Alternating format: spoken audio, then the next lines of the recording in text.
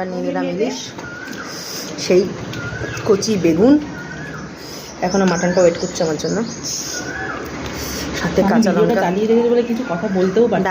দাঁড়াও বলবে বলার সুযোগ আমি দেবো। কেমন হয়েছে সর্দির এই একদম গাছের থেকে তোরা টাটকা বেগুন, ছোটো বেগুন, গাছের থেকে তোলা ইলিশ না গাছের থেকে আমার মায়ের। তুই তাহলে খাতে পারতাম না বন্ধুরা কিন্তু খাতে পারবো। দেখি মাছটা ইলিশটা কেমন টেস্ট।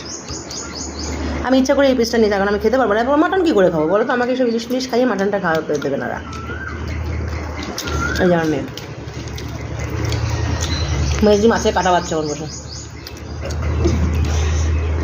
মাছটা ভালো টেস্ট আছে সবজি, মাছটা হেভি টেস্ট ইলিশের, সত্যিই ভালো টেস্ট।